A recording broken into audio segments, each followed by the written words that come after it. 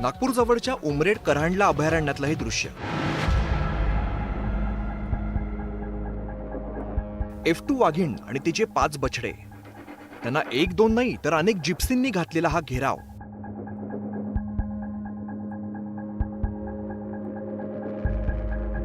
वाघीण आणि जिप्सी मधलं अंतर अक्षरशः काही फूटच उरलेलं आहे.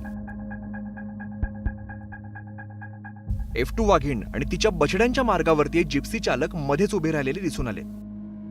दोन्ही बाजूने वाघीण आणि बछड्यांना जिप्सींनी एक प्रकारे जणू घेरावच घातलाय.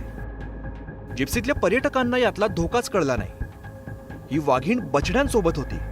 एरवी शांत असणारी वाघीण बछड्यांसाठी काहीही करू शकते, हा धोका ना जिप्सी चालवणाऱ्यांना दिसला.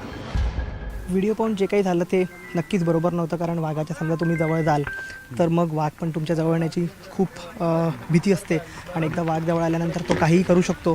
त्याच्यामुळे कोणाचा जीव पण जाऊ शकतो. वाघाला तर तुम्ही जर एका 2 गाड्यांमध्ये कोंडलं तर तो अंगावर येईल असतो, त्याचा नैसर्गिक स्वभाव आहे. तर आपल्याला निसर्गाला रिस्पेक्ट द्यावा लागतं. आपण जर निसर्गाला रिस्पेक्ट दिलं तर छान पर्यटन होतं, आपल्याला चांगलं सायटिंग पण होतं. वाघीण आणि तिच्या बछड्यांना घातलेल्या या घेरावाच्या प्रकाराची अभयारण्य प्रशासनाने गंभीर दखल घेतली आहे. 4 जिप्सी चालक आणि 4 गाईड यांना अभयारण्य प्रशासनाने 7 दिवसांसाठी निलंबित केलंय. जिप्सी चालकांवरती 2,500 आणि गाईडला 450 रुपये प्रति व्यक्ती दंड लावण्यात आला. जिप्सीच्या मध्ये टायगर असल्यामुळे थोडासा टायगरला जाण्याचा अडथळा निर्माण झाला.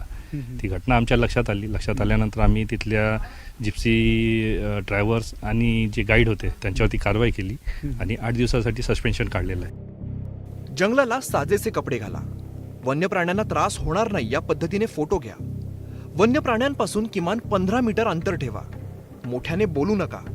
प्राण्यांना त्रास होईल असं कृत्य करू नका. वाहनाची वेगमर्यादा पाळा. महत्त्वाचं असतं की आवाज करू नये. प्राण्यांना त्रास होतो. खाद्य वस्तू जे नेतो ते स्मेली असू नये, परफ्यूम लावून येऊ नये. आणि काही पॅकेट्स असले तर तुमच्याकडे जिप्सीमध्ये जे एक बॅग असते किंवा जिप्सीचा एक पॅकेट असतो त्यामध्ये ते सामान ठेवावं.